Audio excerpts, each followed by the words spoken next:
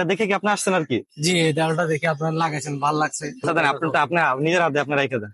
উপকার আসবে। এখন আমরা এখানে লাগাই গেলাম, এখানে আমাদের বাসায় কিছু কাপড় চোপড় ছিল আমরা রাখলাম, এখন কেউ যদি নিয়ে যে বিক্রি করে দেয় এটা কি আমরা দেখভাল করতে পারবো? আসসালামু আলাইকুম।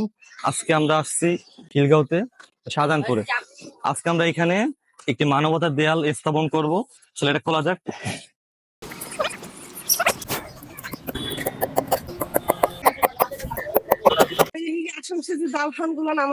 এটা আসলে আমরা করছি এই জন্য, আসলে অনেকে দেখা যায় আমরা তো আন্টি কিনা পড়তে পারি না, আল্লাহ দিচ্ছে, কিন্তু অনেকে আছে যারা কিনা পড়তে পারে না, কিন্তু যে দাম জিনিসপত্রের দাম। এই জন্য আসলে আমাদের উদ্যোগ এইটা, যে আসলে যাদের আছে লেখা আছে তারা এখানে রাইখা যাবে, যাদের নাই তারা নিয়ে যাবে।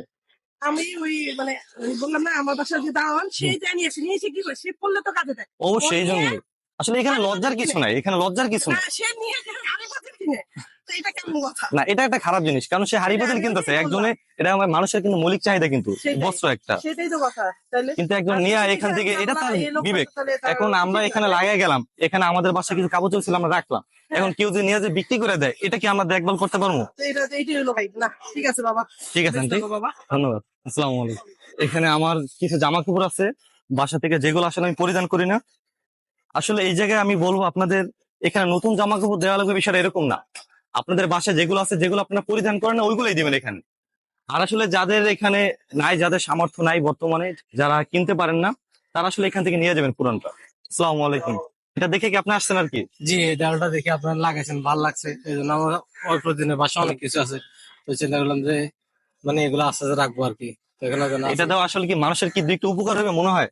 অবশ্যই উপকার হবে। যেমন আমার উপকার কাছে হবে। আছে, আমার কাছে অনেকগুলো আছে। আমার আপনি কিন্তু রাখার কিন্তু জায়গা পান, আপনার কিন্তু বাসা আছে কিন্তু। হ্যাঁ, বাসা আছে। যেমন আমরা যারাই আছি মধ্যবিত্ত, তারা কিন্তু কিনতে পারে, কিন্তু অনেক জি, আছে জি। দেখবেন পোশাক কিন্তু কিনতে পারে না। কিনতে পারে না অনেকে। যেমন এটা মনে করেন আমরা কিনা পড়তে পারি, কিন্তু অনেকে জি, জি। কিনতে পারে না। জি, জি। এটা কিন্তু কারো কিন্তু কেউ পড়তে পারে, ধুয়ে পড়তে পারে। হ্যাঁ, বিয়ে করতে হবে। হ্যাঁ, উদ্যোগটা কেমন হয়েছে আপনার কাছে ভাই? আমার কাছে খুবই ভালো লাগছে, দেখি খুব ভালো লাগছে। পরে আমার মেয়ে বলছে না, আপনি আমার দেখে আর কি আসছেন জি, এখানে? জি, আমার কাছে অনেকগুলো আছে। আমাদের এই যে আমার ওয়াইফে বাইর করতেছে, এবং বাবুদেরও অনেকগুলো জামা আছে।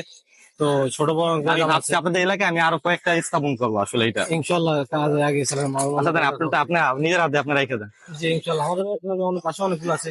তো আমার ওয়াইফে বাইর করতেছে অনেকগুলা। আচ্ছা, বাই করার পর আপনি এখানে রেখে দেন, এখানে ঠিক আছে? ইনশাল্লাহ, মানুষের উপকার আসবে ইনশাল্লাহ। ইনশাল্লাহ এতটুকু আর কি উপকার আসবে।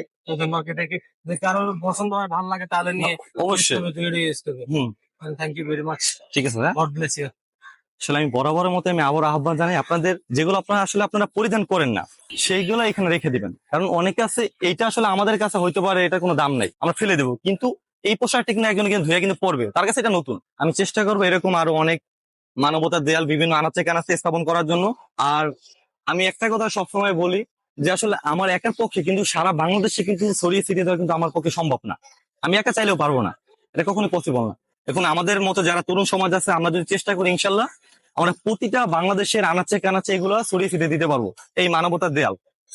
তাই আমি সকল তরুণ সমাজকে আমি আহ্বান জানাই, দেশ ও দশের জন্য আমরা কাজ করবো ইনশাল্লাহ।